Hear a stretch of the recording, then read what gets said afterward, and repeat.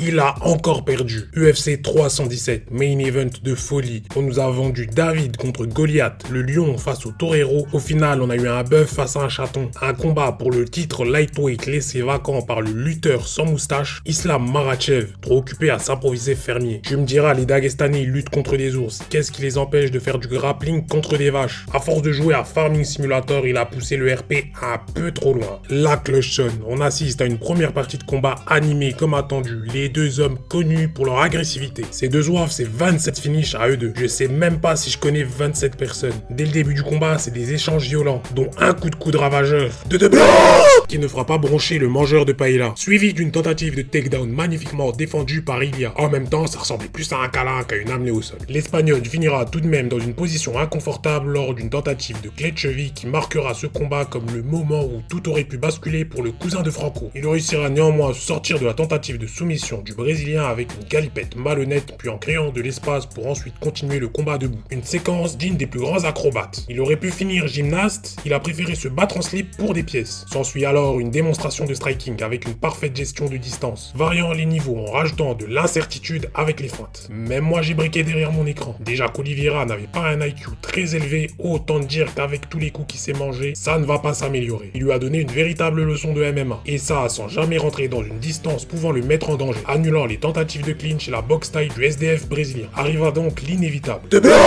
Se fait charger. Il finira inerte sur le sol, complètement déconnecté. Et ça, dès le premier round. La légende dit qu'il y a encore de la baffe sur ses mitaines, qu'il y a fallu 2 agents d'entretien pour décoller le Brésilien du sol, qu'à son réveil, il a oublié toute la soirée et qu'il a confondu Marc Godard avec sa femme. Un combat aux airs de rédemption pour l'ancien champion qui rêvait de retrouver son titre. Mais il a fini dans un cauchemar avec un nain qui parle espagnol et qui l'a juste poutré. Et vous, qu'avez-vous pensé de ce combat? Chef-d'œuvre technique ou exécution en Mundo Vision? Donnez-moi vos avis en commentaire et abonne-toi pour plus d'analyses de comptoir. Ouais, le monde est méchant.